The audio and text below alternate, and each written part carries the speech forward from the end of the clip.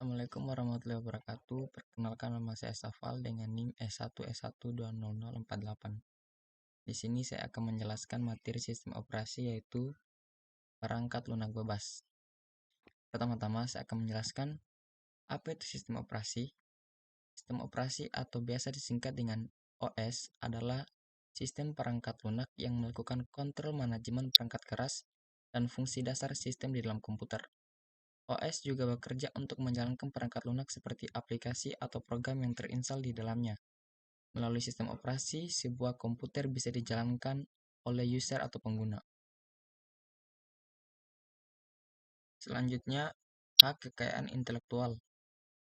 Hak kekayaan intelektual merupakan terjemahan atas istilah intellectual property right. Istilah tersebut terdiri dari 3 kata kunci, yaitu hak, kekayaan, dan intelektual. Kekayaan merupakan abstraksi yang dapat dimiliki, dialihkan, dibeli, maupun dijual.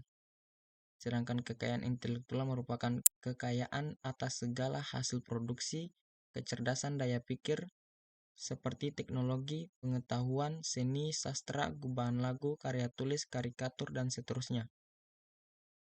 Terakhir, hak kekayaan intelektual merupakan hak-hak atau wewenang atau kekuasaan untuk berbuat sesuatu atas kekayaan intelektual tersebut yang diatur oleh norma-norma atau hukum-hukum yang berlaku.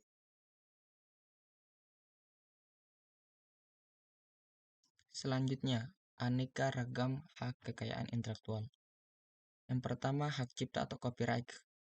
Berdasarkan pasal 1 ayat 1 Undang-Undang Nomor 19 Tahun 2002 tentang hak cipta adalah hak eksklusif bagi pencipta atau penerima hak untuk mengumumkan atau memperbanyak ciptaannya atau memberi izin untuk itu dengan tidak mengurangi pembatasan-pembatasan menurut peraturan perundang-undangan yang berlaku.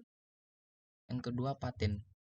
Berdasarkan pasal 1 ayat 1 Undang-Undang Nomor 14 Tahun 2001 tentang paten, paten adalah hak eksklusif yang diberikan oleh negara kepada inventor atau hasil invensinya di bidang teknologi, yang untuk selama waktu tertentu melaksanakan sendiri invensinya tersebut, akan memberikan persetujuan kepada pihak lain untuk melaksanakannya.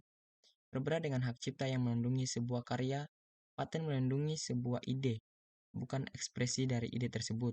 Pada hak cipta, seseorang lain berhak membuat karya lain yang fungsinya sama asalkan tidak dibuat berdasarkan karya orang lain yang memiliki hak cipta. Sedangkan pada paten, seseorang tidak berhak untuk membuat sebuah karya yang cara bekerjanya sama dengan sebuah ide yang dipatenkan. Yang ketiga, merek dagang. Berdasarkan pasal 1 ayat 1 Undang-Undang Nomor 15 Tahun 2001 tentang merek. Merek adalah tanda yang berupa gambar nama, kata, huruf-huruf, angka-angka, susunan warna, atau kombinasi dari unsur-unsur tersebut yang memiliki daya pembeda dan digunakan dalam kegiatan perdagangan, barang atau jasa. Contohnya untuk merek ini kayak logo. Merek dagang digunakan oleh pebisnis untuk mengidentifikasi sebuah produk atau layanan. Merek dagang meliputi nama produk atau layanan beserta logo, simbol, gambar yang menyertai produk atau layanan tersebut. Contoh merek dagang misalnya adalah Kentucky Fried Chicken, yang merek dagang adalah urutan kata-kata tersebut beserta variasinya, misalnya KFC, dan logonya dari produk tersebut. Yang keempat, rahasia dagang. Menurut pasal 1 ayat 1 Undang-Undang Nomor 30 Tahun 2000 tentang rahasia dagang adalah informasi yang tidak diketahui oleh umum di bidang teknologi atau bisnis, mempunyai nilai ekonomi karena berguna dalam kegiatan usaha dan dijaga kerahasiaannya oleh pemilik rahasia dagang. Berbeda dari jenis hak kekayaan intelektual lainnya, rahasia dagang tidak dipublikasikan ke publik sesuai namanya, rahasia dagang. Berarti bersifat rahasia. Rahasia dagang ini dilindungi selama informasi tersebut tidak dibocorkan oleh pemilik rahasia dagang. Contoh dari rahasia dagang adalah resep minuman Coca-Cola. Untuk beberapa tahun, hanya Coca-Cola yang memiliki informasi resep tersebut. Perusahaan lain tidak berhak untuk mendapatkan resep tersebut, misalnya dengan membayar pegawai dari Coca-Cola Cara yang legal untuk melakukan riset tersebut adalah dengan cara rekayasa balik, reset atau reverse engineering. Sebagai contoh, hal ini dilakukan oleh kompetitor Coca-Cola dengan menganalisis kandungan dari minuman Coca-Cola. Hal ini masih legal dan dibenarkan oleh hukum. Oleh karena itu, saat ini ada minuman yang rasanya mirip dengan Coca-Cola, semisal Pepsi atau RC Coca-Cola. Yang kelima adalah service mark. Service mark adalah kata, frase, logo, simbol, warna, suara, bau yang digunakan oleh sebuah bisnis untuk mengidentifikasi sebuah layanan dan membedakannya dengan kompetitornya. Pada praktiknya legal, practitioner untuk trademark, sedang service mark untuk identitasnya. Yang keenam, desain industri. Berdasarkan pasal 1 ayat 1 Undang-Undang Nomor 31 Tahun 2000 tentang Desain Industri adalah suatu kreasi tentang bentuk, konfigurasi, atau komposisi grafis, atau warna, atau garis dan warna, atau gabungan daripada yang terbentuk 3 dimensi atau 2 dimensi yang memberikan kesan estetis dan dapat diwujudkan dalam pola 3 dimensi atau 2 dimensi, serta dapat dipakai untuk menghasilkan suatu produk, barang, komoditas, industri, atau kerajinan tangan.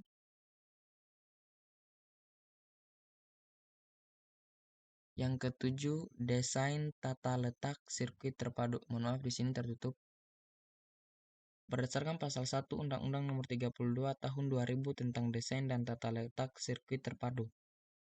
Ayat 1, sirkuit terpadu adalah suatu produk dalam bentuk jadi atau setengah jadi, yang di dalamnya terdapat berbagai elemen dan sekurang-kurangnya satu dari elemen tersebut adalah elemen aktif, yang sebagian atau seluruhnya saling berkaitan serta dibentuk secara terpadu di dalam sebuah bahan semikonduktor yang dimaksud untuk menghasilkan fungsi elektronik.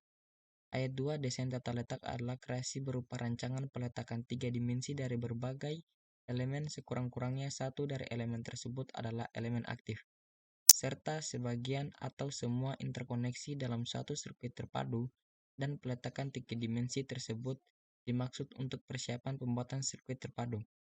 Dan yang terakhir, indikasi geografis. Mohon maaf sekali lagi tertutup.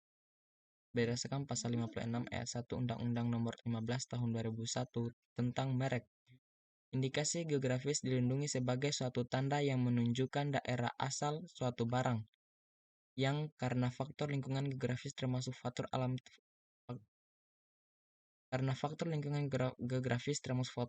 faktor manusia, atau kombinasi dari kedua faktor tersebut, memberikan ciri dari kualitas tertentu pada barang yang dihasilkan.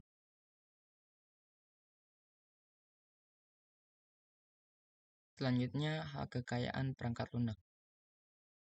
Bagaimana dengan hak kekayaan perangkat lunak? Di Indonesia, ini termasuk ke dalam kategori hak cipta atau copyright. Beberapa negara memperbolehkan pematenan perangkat lunak pada industri perangkat lunak. Sangat umum perusahaan besar memiliki portofolio paten yang berjumlah ratusan, bahkan ribuan. Sebagian besar perusahaan-perusahaan ini memiliki perjanjian cross-licensing. Artinya, saya izinkan Anda menggunakan paten saya, asalkan saya boleh menggunakan paten Anda. Akibatnya, hukum paten pada industri perangkat lunak sangat merugikan perusahaan-perusahaan kecil yang cenderung tidak memiliki paten. Tetapi ada juga perusahaan kecil yang menyalahgunakan hal ini. Misalnya, EOLAS mematenkan teknologi plug-in pada web browser. Untuk kasus ini, Microsoft tidak dapat menyerang balik EOLAS karena EOLAS sama sekali tidak membutuhkan paten yang dimiliki oleh Microsoft. EOLAS bahkan sama sekali tidak memiliki produk atau layanan. Satu-satunya hal yang dimiliki EOLAS hanyalah paten tersebut. Oleh karena itu, banyak pihak tersetuju terhadap paten perangkat lunak karena sangat merugikan industri perangkat lunak.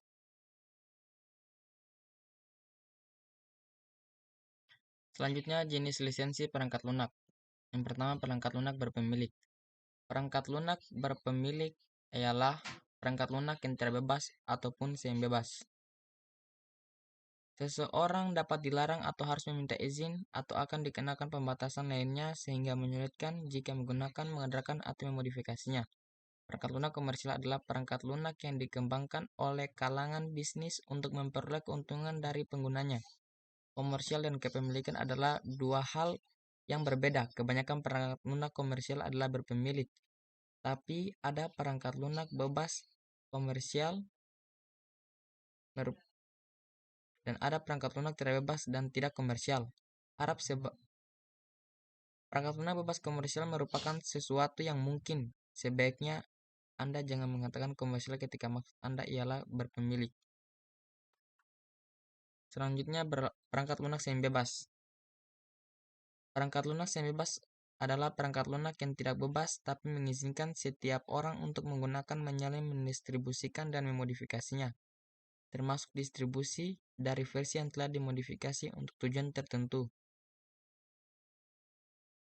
PGP adalah salah satu contoh dari program semi bebas. Perangkat lunak semi bebas jauh lebih baik dari perangkat lunak berpemilik, namun masih ada masalah dan seseorang tidak dapat menggunakannya pada sistem operasi yang bebas. Selanjutnya, public domain.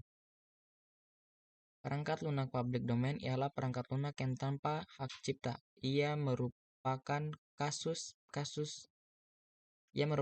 khusus dari perangkat lunak bebas non-copyleft, yang berarti bahwa beberapa salinan atau versi yang telah dimodifikasi bisa jadi tidak bebas sama sekali. Terkadang ada yang menggunakan istilah public domain secara bebas yang berarti cuma-cuma atau tersedia gratis. Namun public domain merupakan istilah hukum yang artinya tidak memiliki hak cipta. Selanjutnya, freeware. Istilah freeware tidak terdefinisi dengan jelas, tapi biasanya digunakan untuk paket-paket yang mengizinkan redistribusi tetapi bukan permodifikasian atau kode program yang tidak tersedia. Paket-paket ini bukan perangkat lunak bebas, jadi jangan menggunakan istilah freeware untuk merujuk ke perangkat lunak bebas. Selanjutnya, server. Server ialah perangkat lunak yang mengizinkan orang-orang untuk mendistribusikan salinannya, tetapi mereka yang terus menggunakannya diminta untuk membayar biaya lisensi. Dan yang keenam, copyleft atau non-copyleft. Perangkat lunak copyleft merupakan perangkat lunak bebas yang ketentuan mendistribusinya tidak memperbolehkan untuk menambah batasan-batasan tambahan jika mendistribusikan atau memodifikasi perangkat lunak tersebut. Artinya, setiap salinan dari perangkat lunak walaupun telah dimodifikasi haruslah merupakan perangkat lunak bebas. Dalam proyek GNU, kami mengcopyleft-kan hampir semua perangkat lunak yang kami buat. Selanjutnya, GNU General Public License. GNU GPL atau General Public License merupakan sebuah kumpulan ketentuan pendistribusian tertentu untuk mengcopyleft-kan sebuah program. Dan yang ke-8, sistem GNU. Sistem GNU merupakan sistem serupa Unix yang seutuhnya bebas. Sistem operasi serupa Unix terdiri dari berbagai program. Sistem GNU mencakup seluruh perangkat lunak GNU dan juga paket program lain seperti sistem X Windows dan CX yang bukan perangkat lunak GNU. Perangkat lunak GNU merupakan perangkat lunak yang dikeluarkan oleh proyek GNU. Sebagian besar perangkat lunak GNU merupakan copyleft, tapi tidak semuanya, namun semua perangkat lunak GNU harus merupakan perangkat lunak bebas. Jika suatu program ada perangkat lunak GNU, seseorang juga dapat menyebutnya sebagai program GNU. Beberapa perangkat lunak ditulis oleh staff dan Free Software Foundation.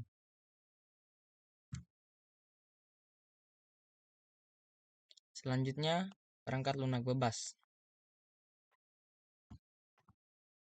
Perangkat lunak bebas ialah perangkat lunak yang mengizinkan siapapun untuk menggunakan, menyalin, dan mendistribusikan, baik dimodifikasi ataupun tidak, secara gratis ataupun dengan biaya. Perlu ditekankan bahwa source kode dari program harus tersedia. Jika tidak ada kode, program berarti bukan perangkat lunak. Ada 4 jenis kebebasan bagi para pengguna perangkat lunak. Yang pertama, kebebasan untuk menjalankan programnya untuk tujuan apa saja.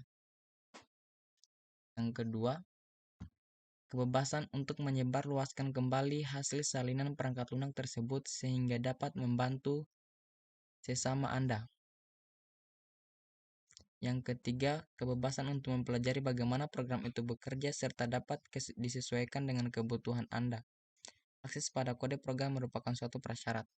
Dan yang terakhir, kebebasan untuk meningkatkan kinerja program dan dapat menyebarkan ke khalayak umum, sehingga semua menikmati keuntungan. Akses pada kode program merupakan suatu prasyarat juga. Selanjutnya, open source software. Konsep open source pada intinya adalah membuka source code dari sebuah software. Konsep ini terasa aneh pada awalnya dikarenakan source code merupakan kunci dari sebuah software. Dengan diketok logika yang ada di source code, maka orang lain semestinya dapat membantu software yang sama fungsinya. Definisi open source yang asli seperti tertuang dalam OSD Open Source Definition yaitu yang pertama, free redistribution. Source code, private works, integrity of the author source code, no discrimination against person of group, no discrimination against values and of endeavor, distribution of license must not be specific to a product, license must not contaminate other software. Secara sederhana, open source adalah sistem pengembangan yang tidak dikoordinasi oleh suatu orang atau lembaga pusat, tetapi oleh para pelaku yang bekerja sama dengan memanfaatkan source code yang tersebar dan tersedia bebas menggunakan fasilitas komunikasi internet. Pola pengembangannya ini mengambil mode ala bazar, sehingga pola open source ini memiliki ciri bagi komunitasnya yaitu adanya dorongan yang bersumber dari gift culture, yang artinya ketika suatu komunitas menggunakan sebuah program open source dan telah menerima sebuah manfaat, kemudian akan termotivasi untuk menimbulkan sebuah pertanyaan apa yang bisa pengguna berikan balik kepada orang banyak. Berbisnis perangkat lunak bebas. Beberapa bentuk model bisnis yang dapat dilakukan dengan open source. Yang pertama, support atau seller. Yang berarti pendapat diperoleh dari penjualan media distribusi, branding, pelatihan, jasa, konsultasi, pengembangan kostum, dan dukungan setelah penjualan. Loss leader. Suatu produk open source gratis digunakan untuk menggantikan perangkat lunak komersial. Yang ketiga, widget hosting. Perusahaan pada dasarnya menjual perangkat keras yang menggunakan program open source untuk menjalankan perangkat keras seperti sebagai driver atau lainnya. Accessorizing. Perusahaan mendistribusikan buku, perangkat keras, atau barang fisik lainnya yang berkaitan dengan produk open source. Misal penerbitan buku O'Reilly. Service enabler. Perangkat lunak open source dibuat dan didistribusikan untuk mendukung ke arah penjualan service lainnya yang menghasilkan uang. Brand licensing. Suatu perusahaan mendapatkan penghasilan dengan penggunaan nama dagangnya. Sell it, free it. Suatu perusahaan memulai siklus produksi sebagai suatu produk komersial dan lalu mengubahnya menjadi produk open source. Yang terakhir, software fencing. Ini merupakan model kombinasi antara brand, licensing, dan support atau seller. Tantangan perangkat lunak bebas. Ada 4, yaitu perangkat keras rahasia. Para pembuat perangkat keras cenderung untuk menjaga kerahasiaan spesifikasi perangkat mereka. Ini menyulitkan penulisan driver bebas agar Linux dan FreeXSix dapat mendukung perangkat keras baru tersebut. Library tidak bebas. Library tidak bebas yang berjalan pada perangkat lunak bebas dapat menjadi perangkat bagi pengembang perangkat lunak bebas. Fitur menarik dari library tersebut merupakan umpan. Jika Anda menggunakannya, Anda akan terperangkap karena program Anda tidak akan menjadi bagian yang bermanfaat bagi sistem operasi bebas. Tepatnya tidak dapat memasukkan program Anda, namun tidak akan berjalan jika library-nya tidak ada. Lebih parah lagi, jika program tersebut menjadi terkenal, tentunya akan menjebak lebih banyak lagi para pemrogram. Paten perangkat lunak. Ancaman terburuk yang perlu dihadapi berasal dari paten perangkat lunak yang dapat berakibat pembatasan fitur perangkat lunak bebas dari 20 tahun. Paten algoritma komposisi LZW diterapkan 1983 serta hingga kini kita tidak dapat membuat perangkat lunak bebas untuk kompresi GIF. Dan yang terakhir adalah dokumentasi bebas. Selanjutnya sistem operasi GNU atau Linux.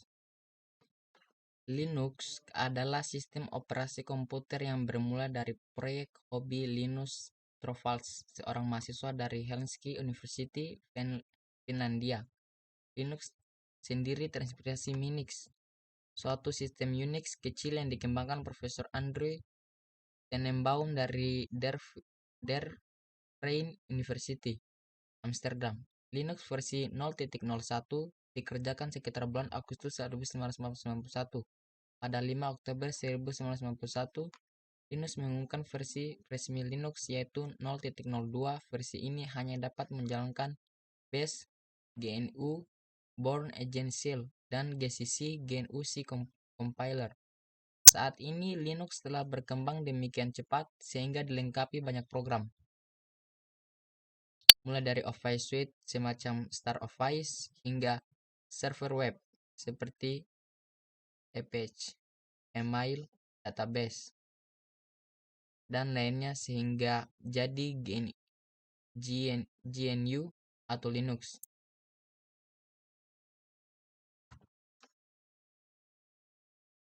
Kurang lebih seperti itu yang bisa saya sampaikan. Terima kasih. Untuk kesimpulannya, arti bebas yang salah telah menimbulkan persepsi masyarakat bahwa perangkat lunak bebas merupakan perangkat lunak yang gratis. Perangkat lunak bebas ialah perihal kebebasan, bukan harga. Konsep kebebasan yang dapat diambil dari kata bebas pada perangkat lunak bebas adalah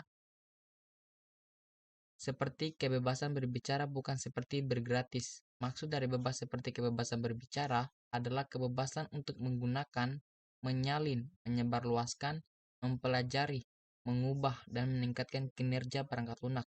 Suatu perangkat lunak dapat dimasukkan dalam kategori perangkat lunak bebas bila setiap orang memiliki kebebasan tersebut. Hal ini berarti setiap pengguna perangkat lunak bebas dapat meminjamkan perangkat lunak yang dimilikinya kepada orang lain untuk dipergunakan tanpa perlu melanggar hukum dan disebut membajak. Kebebasan yang diberikan perangkat lunak bebas dijamin oleh copyleft, suatu cara yang dijamin oleh hukum untuk melindungi kebebasan para pengguna perangkat lunak bebas. Dengan adanya copyleft, maka suatu perangkat lunak bebas beserta hasil perubahan dari kode sumbernya akan selalu menjadi perangkat lunak bebas. Terima kasih sebelumnya. Jika ada salah kata, mohon dimaafkan. Wassalamualaikum warahmatullahi wabarakatuh.